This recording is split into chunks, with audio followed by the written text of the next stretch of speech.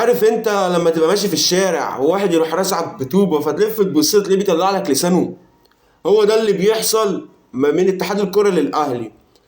طبعا احنا متابعين اللي حصل الفتره اللي فاتت والمشكله بتاعت ماتش سيراميكا بتاعت الحكم وفا واللي حصل من الحكم والوفد اللي راح من الاهلي لاتحاد الكره عشان يسمع تسجيلات الفار ورجع زي ما راح. متابعين الليله دي كلها. فبالتالي كل دوت بيقول ان في مشكله من الحكم، في مشكله بين الاهلي وبين لجنه الحكام او اتحاد الكوره. يروح عامل ايه اتحاد الكوره؟ يروح طالع اتحاد الكوره يقول لك لا انا هكرم الحكام، ويروح جايب الحكام، جايب محمود وفا اللي معاه مشكله مكرمه وهو طالع. والحكم محمود وفا ابن كفر الشيخ. انت كده جامد، انت كده جامد يعني كده انت.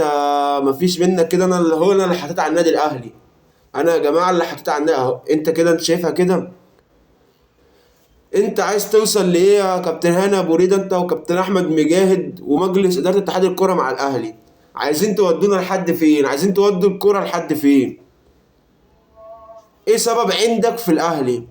وبعدين سيبك من كل دوت. انت الانديه كلها بلا استثناء نادي واحد بس اركنه على جنب، كله بيعترض على التحكيم. اهلي بيعترض على التحكيم، بيراميدز، اسماعيلي، سموحه، كله بيعترض على التحكيم. مفيش نادي ما بيعترضش على التحكيم الا نادي واحد احنا كلنا عارفينه، النادي المتمسك بالحكام المصريين، وفي الاخر يرجع يعيط يقول لك مؤامره والاهلي نادي الدوله. هو النادي الوحيد اللي ما اشتكاش من التحكيم ولا طلع اي حاجه عن التحكيم. بص على اي نادي بعد كده تلاقيه مشتكي من التحكيم. بيراميدز يا راجل ما بتلعبش الزمالك الا بحكام مصريين. فهمت اللعبه قالت لك لا انا ماتش الزمالك اللي جاي هجيب حكام اجانب. بعد كده طلع لك لا اصل الوقت ومش الوقت، فاتحاد الكوره رفض. بس حاولوا يجيبوا حكام اجانب عشان عارفين اللي فيها. فانت عايز توصل لفين مع الاهلي؟ لا شغل المكايده ولا مؤاخذه شغل اللي انتوا بتعملوه دوت هينفع مع الاهلي ولا مع جمهور الاهلي. الاهلي كبير. فطبعا كلنا بس شفنا اللقطه دي. وطبعا كابتن هاني بيدو عن الحكم طالع واللي ماسك الحديده زي ما بيقولوا كابتن محمود وفا ابن كفر الشيخ، وبيتك على ابن كفر الشيخ. وهنا ابو رضا واقف بيضحك، واقف بيضحك بعد ما خلصوا لقى الدنيا مقلوبه على السوشيال ميديا والجماهير قلبة الدنيا. قال لك لا احنا حولناه للتحقيق. طب ما انت كنت واقف وبتضحك، انت وكل اللي قاعدين ها كله كان بيضحك. اتفاجئت بيه بعد ما خلصت، ما انت واقف اول واحد ضحكت، انت واقف جنبه، انت واقف جنبه. كان في بيان يوميها برضو للاهلي اللي هو امبارح، قال لك في اجتماع مجلس اداره الساعه 4. طبعا كلنا قعدنا استنينا بقى يا باشا الاهلي هياخد موقف. اللي بيحصل ده عمرنا ما شفناه بيحصل مع الاهلي. كله مستني الساعه 4 5 6 7 8 مفيش اي حاجه لحد ما طلع كلام ان الاجتماع كان ودي وكابتن محمود ما كانش موجود. يا عم انا مالي، انا مالي الكابتن محمود موجود ولا لا؟ انا واحد اهلاوي دمه بيتحرق ودمه محروق من اللي هو شايفه بيحصل مع ناديه، من المكايده اللي طالعه من المسؤولين، مش اقول لك جمهور منافس، من مسؤولين تجاه النادي والجماهير. لو واحد هو بيطلع لي لسانه بيقول لي انا هو اللي عندك اعمله انا مش عارف اعمل له حاجه. انا مالي اجتماع ودي ولا كابتن محمود جه ولا كابتن محمود ما جاش؟ يا باشا اطلع خد قرار. الناس دي مش هينفع معاهم غير كده. الناس دي في اتحاد الكوره مش هينفع معاهم غير اسمع اللي بقول لك عليه. شغل الحبايب وانا احسن اخلاق وانا الكبير، وانا مش هينفع معاهم الكلام ده. هيدوسوا عليك، لقوك مطاطي هيدوس عليك. والاهلي عمره ما كان مطاطي. يطلع خد قرار، انسحب من البطولات اللي بينظمها اتحاد الكوره. بينظموا ايه؟ الكاس مصر والسوبر، انسحب من الكاس والسوبر. كده كده الدوري احنا عارفين اللي بيتنظموا الرابطه. انا بتكلم على اتحاد الكوره، بينظم اتحاد الكوره كاس مصر والسوبر. انسحب من الاتنين. ما انت عملتها من سنتين وطلعت بدل ان انت مش هتشارك في البطولات اللي بينظمها الاتحاد. هتقول لي في كلام بتاع يقول لك اصل الاهلي عنده 4 ماتشات مهمين واللعيبه ومجلس عايز اللعيبه تركز وتركز. اركن اللعيبه على جنب يا باشا. وبعدين ما اللي حصل السنه اللي فاتت ما هي ما انت طلعت انسحبت من الدوري من ماتش الزمالك، وكان فاضل برضه 6 7 ماتشات على نهايه الدوري، كانت مرحله حسم.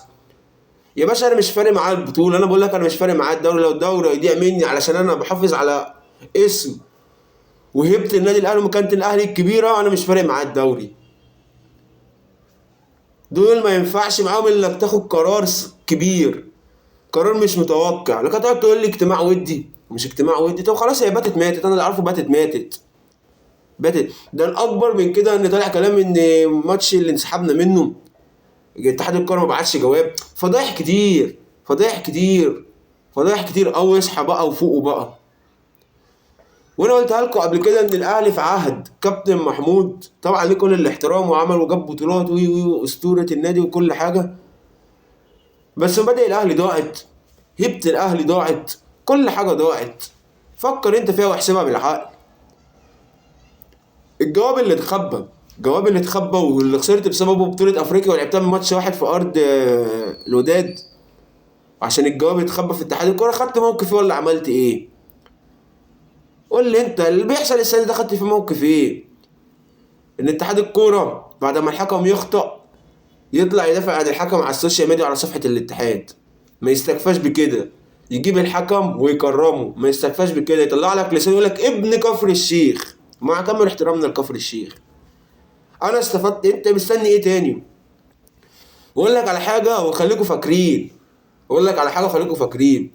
الاهلي هيتظلم في الدوري الماتشات الجايه، والله الاهلي هيتظلم تحكيميا الماتشات الجايه، وهتشوف. طول عمرنا كان بيحصل اخطاء وبنتظلم تمام، بس كانت الدنيا بتبقى في المداري، لكن دي بجاحة علني، عيني عينك، اللي هو انا بعمل اللي انا عايزه يا اهلي واللي عندك اعمله، هات اخرك.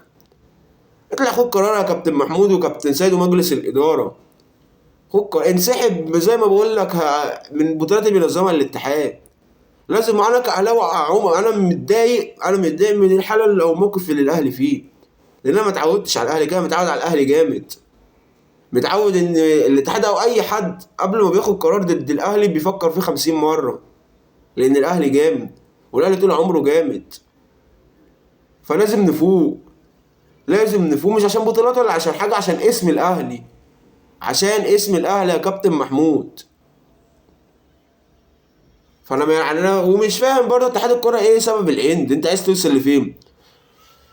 عايز توصل مع الاهلي لانهي مرحله؟ مع جمهور الاهلي اللي انت عمال تستفزه وفاكر ان ده تحفيل وان انت كده جامد، لفين؟ عايز توصل معاهم لفين؟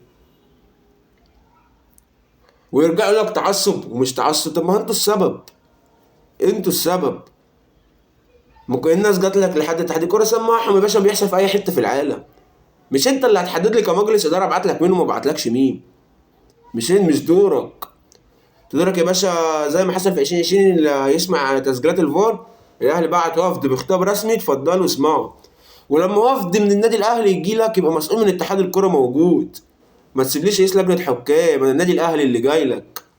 النادي الاهلي هتقول لي اصل كان يوم حد وبنعمل عن بعد وقرار الدوله على عيني وعلى راسي، حدد يوم يا باشا غير الحد، حدد الاثنين، حدد الثلاث، يبقى في مسؤول من اتحاد الكرة يستقبل وفد النادي الاهلي، اللي لولاه ما كانش حد هيشارك في محافل عالميه، ما كانش حد هيرفع اسم مصر في الكوره بره البلد، ما كانش هيبقى في كوره اصلا لولا الاهلي ما كانش هيبقى في كوره لولا الاهلي.